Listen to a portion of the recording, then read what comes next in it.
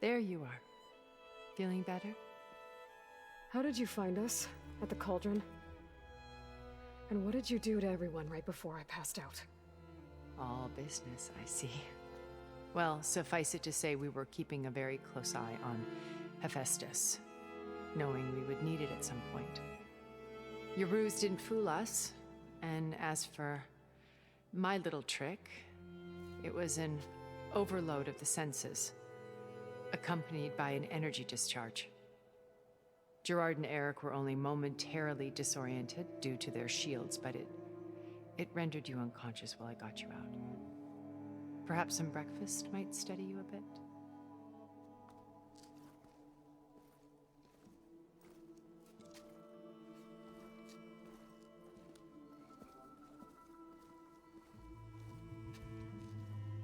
This was your house. The one you recreated for Beta, in the data channel you shared. How perceptive of you. Please, this way. After everything your people have done, you think I'm just gonna sit down and have a chat with you? They're not my people. They never were, and especially not now. You shot off into space with them, and lived with them for 1,000 years before coming back. So what made you suddenly turn on them? Quite simply, this. My old focus. You repaired it? But that means you've seen incredible things. What you've accomplished in 2 decades of life.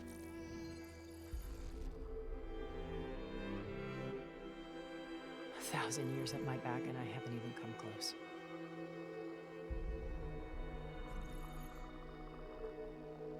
I'm sorry if I invaded your privacy, but I had to. In order to understand. To be enlightened. You truly are Elizabeth's blood. With her drive, her sense of mission, her integrity. Watching all this shamed me for the company that I've kept. Having seen it, all I want is to help you. even if it means stopping your friends? Especially so. Please, sit down.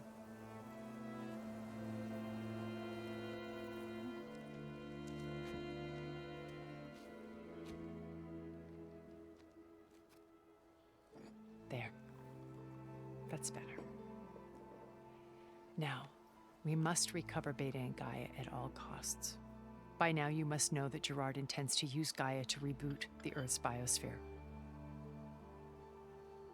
Remaking this world to specifications that would only suit us immortals. This process will kill every living thing on the planet. He calls it a clean install. Not if I stop him first. Not if we do. And once he and the others are gone, we can work together to fulfill Elizabeth's dream. I'm sure Beta told you that there's a build of the Apollo database on board our ship. A complete collection of human knowledge. With that and Gaia, we could do everything Elizabeth wanted. Heal the biosphere, educate the people of this world, uplift them. Create the world she imagined. Let's not get ahead of ourselves. From what I've seen, your friends are invincible. I do wish you would stop calling them my friends. And they're not invincible. In fact, a friend of yours has found a way to defeat them. Silence. Oh, he's been a busy bee, building an army powerful enough to crash through Gerard's precious base. Regala and her rebels. Even now, she's preparing a final march on the Tenakth capital. When she wins, she'll have the entire tribe under her control. Hundreds of warriors and machines to throw at the base. She's been duped. They'll all perish, of course. But it should be enough to break Gerard's defenses and allow Silence to kill him. Along with all the others. Using the new weapon he's developed. Yes, he's found a way to circumvent our shields. Truly an exceptional man. He's planned for everything. Except you and me. You see, while his army is battering down Gerard's doors, you and I will sneak in through a back way. One that only I know about. While Silence and my friends are busy battling each other, we'll take back Beta and Gaia. I told you I want to help you. I mean it.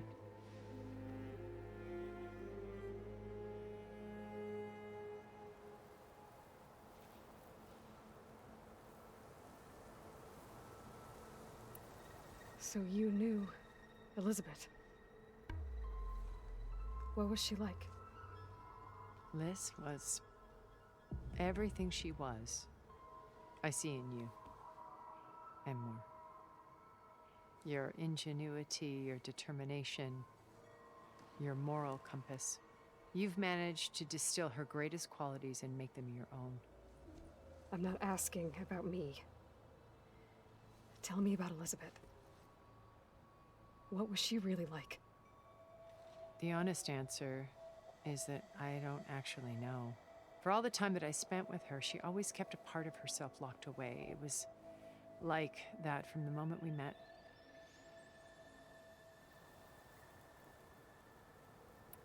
So when you met Elizabeth, she was what? Distant? Aloof? Not aloof. Not exactly. It was a summit in Paris about machine learning, a touchy subject in those days, because regulatory authorities were just starting to clamp down on AIs. Liz gave the keynote address. She had already achieved great renown for her work in automated environmental reclamation.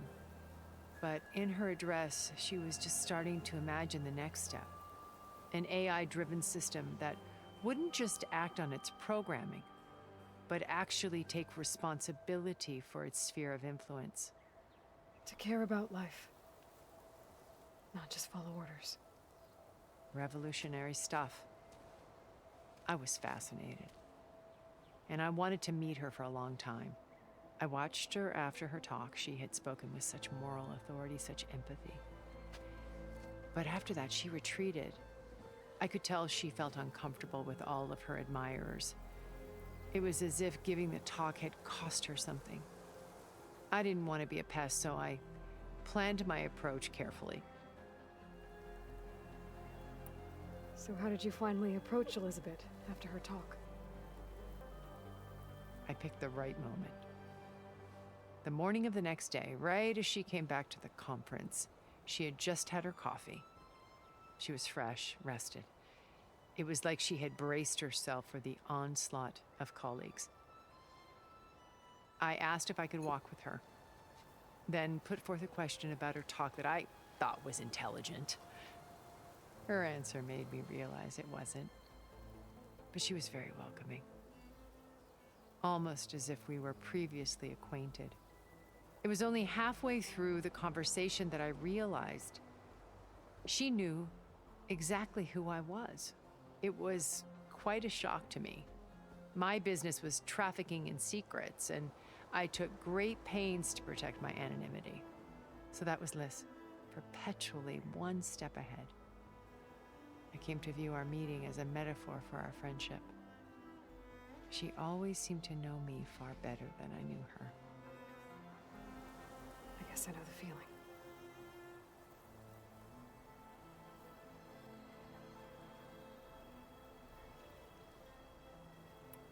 How do you know about Silence's plan? He isn't the only one adept at spyware. You hacked his focus? No, he's too careful for that. But his subordinates? Not so much.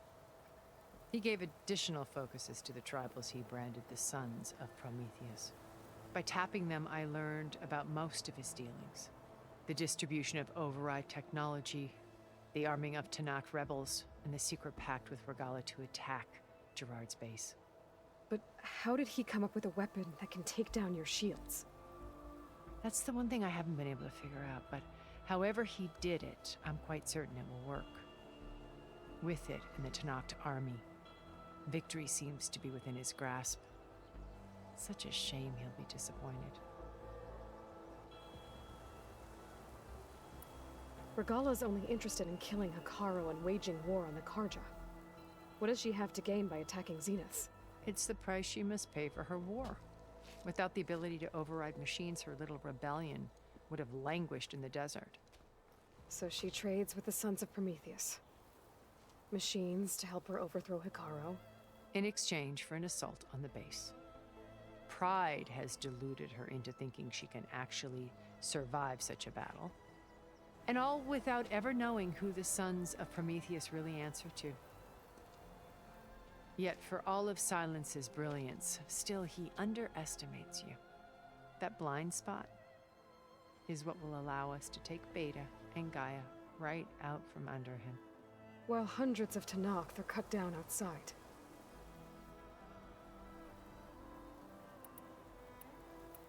Beta told me your colony was destroyed. That you came back to Earth because you had nowhere else to go. It's true.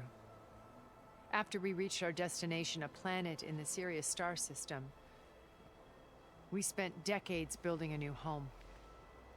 The physical constraints of Earth, the boundaries of mortality, gone. To think of what we could have done with it. It might have been a utopia. Instead, we stagnated, absorbed in effortless comforts and virtual realities. It took a cataclysm to finally yank us out of our stupor. What happened? A massive geological event. We knew of instabilities in the planet core, but we underestimated them. By the time the collapse was upon us, it was too late to stop it. Only a few of us made it to the ship in time. We set course for Earth, the only safe harbor left to us. Which you decided to make unsafe for anyone else. Not me. Gerard. He believes it's better to wipe the canvas clean than work around the smudges. No more primitive tribes, no more combat machines, only a blank slate to do with as he pleases. But we will stop him. All we have to do is get into that base.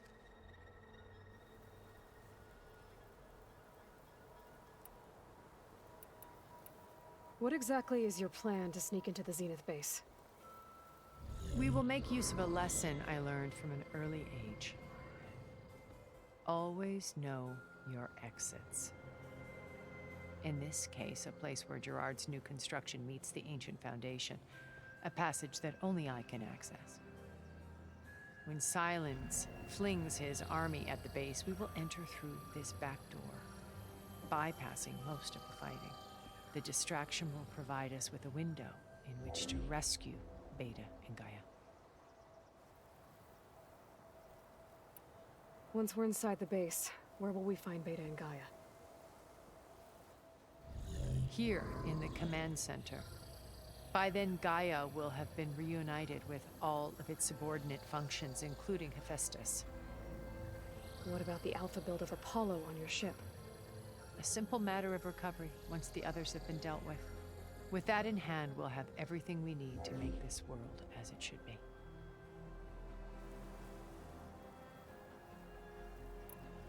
You said Beta is not in urgent danger, so what are the Zeniths doing to her? Putting her to work. Merging Hephaestus with Gaia. A difficult, time-consuming task, as I'm sure you know. They will compel her if need be. But her life is not in danger. She's the only one who can do it. Because you people made her to be nothing but a tool. Gerard's idea, not mine. They always viewed me with suspicion when I attempted any form of kindness towards her. That's why I created the data channel. A virtual place where we could speak in peace.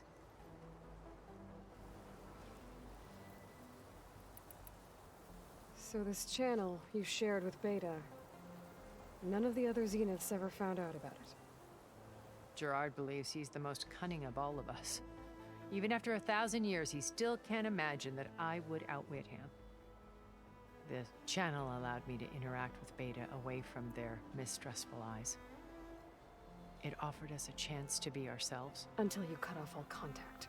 Yes, though it pained me. I was worried that our meetings would do her more harm than good. She felt like you tossed her aside. I was afraid the others would find out and punish her. She may not have had the comforts of friendship anymore, but at least I ensured she was safe. I know it seems harsh, but you must believe that her well-being has always been paramount to me. Why did you make the data channel look like this place? I built this house as a shelter to weather any storm. A safe place. Not just for me, but for the art stored below. Cultural artifacts of incalculable value. Truly some of the greatest achievements of human civilization. And you wanted Beta to see them? Yes. Her upbringing was so cold and technical. I thought if she could experience Vermeer and Rembrandt, it would bring something else into her life. A heritage every bit as valuable as the scientific and technical data being drummed into her. I'm sorry I had to cut off contact, but I'll never regret sharing this house with her. She needed its shelter even more than I did.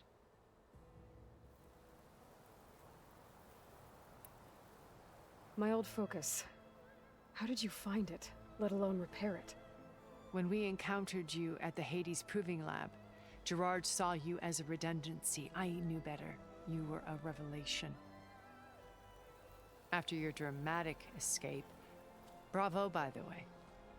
Gerard and Eric assumed you were dead and gave up the hunt. I wasn't so sure. When the others were busy, I returned to the lab and searched for any trace of you. That's when I found this little treasure.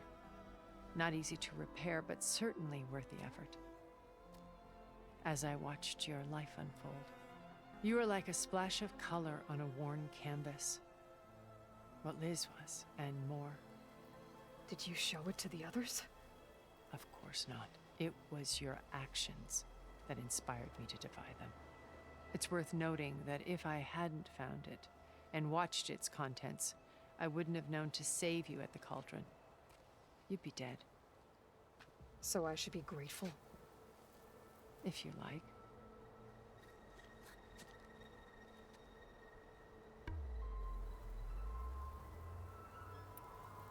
So you know all about me. What about you? What would you like to know? Well, start with your life on Earth. When I was 8, terrorists flooded my home city. Thousands drowned, my parents included. I was one of the few who survived. My guardian sent me to boarding school. Among my peers, I was the strange girl, the orphan to be avoided. All because of circumstances beyond my control. Oh. So we're a lot alike, huh? Aren't we? You were an outcast. But you didn't let that stop you from getting what you needed. Neither did I. I climbed my way out of desolation and used my wits to build a fortune. First, from the technical analysis of art and the detection of forgeries. Profitable expertise in those days. But as it turned out, the software I developed was even more useful for counterintelligence. From there, it was only a short step to gathering extremely valuable intelligence on my own. You were a spy? More like a service one could turn to for information. I had to remain anonymous, of course, to protect my privacy. But despite that anonymity, Far Zenith inevitably sought me out.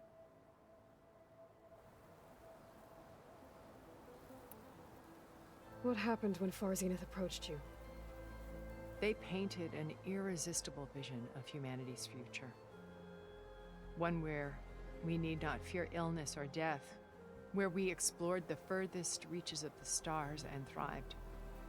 It was only later that I realized that they only intended to bequeath this future to the rich and powerful. By the time I finally figured it out, the walls were closing in, Pharaoh's machines were devouring the Earth. So I accepted Far Zenith's invitation to a berth on the Odyssey. I wanted Liz to come, but she had nobler plans, as you well know.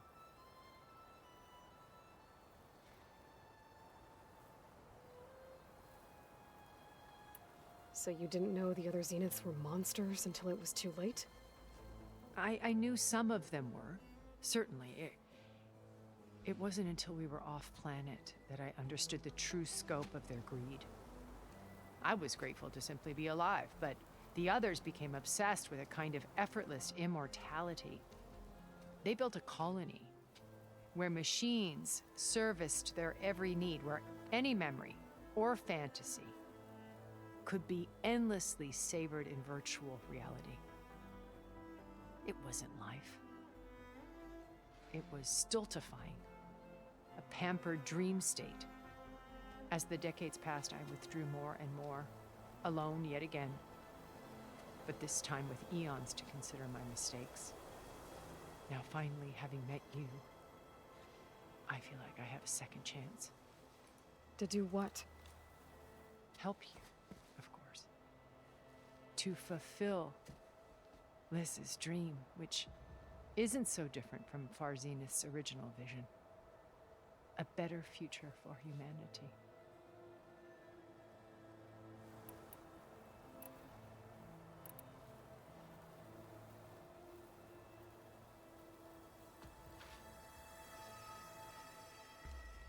First Pharaoh. Now Hikaru and the Tenakth. Your plan would wipe out an entire tribe. There has to be another way. We are in an admittedly desperate situation, but I assure you there isn't. Remember Zero Dawn. Elizabeth's sacrifice. Sometimes many have to die for a new world to grow. If it looks impossible, look deeper. Wait. The data channel. It still exists, doesn't it? I need you to open it. Let me talk to Beta. Impossible. We might be detected. It's worth the risk. There is another way, one where the Tenakth survive. But we won't. If the others... If you want to help, open it.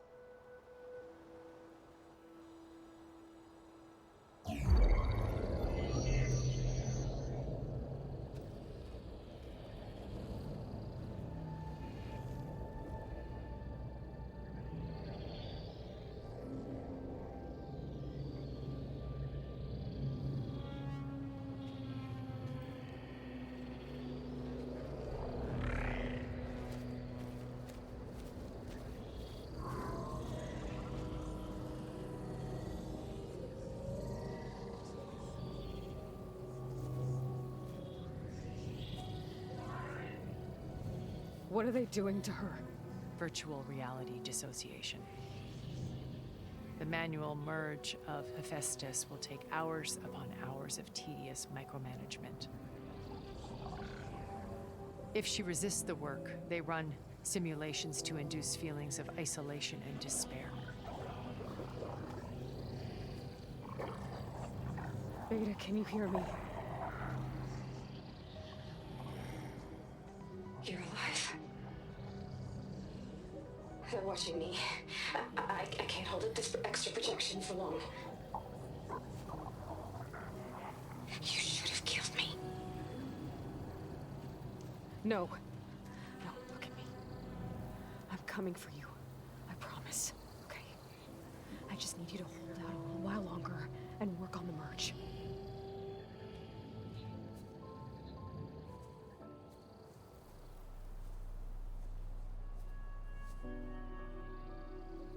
Then I think it can be done. I'll contact again when it's time. Can you hold on? As long as I know you're coming for me, I can endure anything.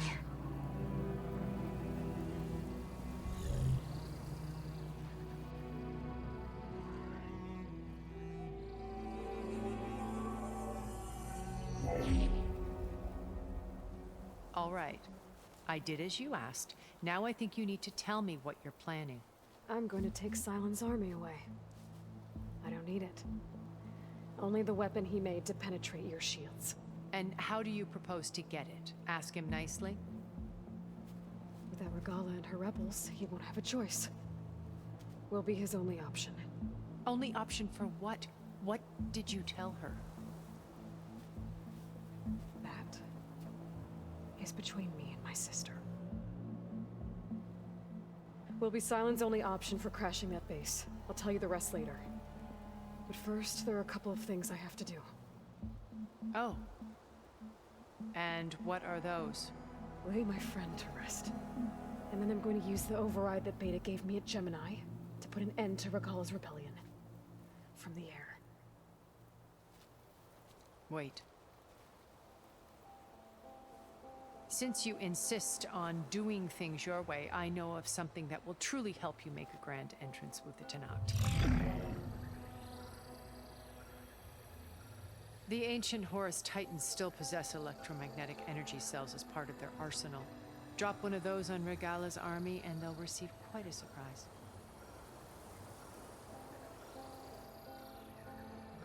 So go, do what you must. I'll come to your base if you manage to bring Sylens to the table. Not if. When.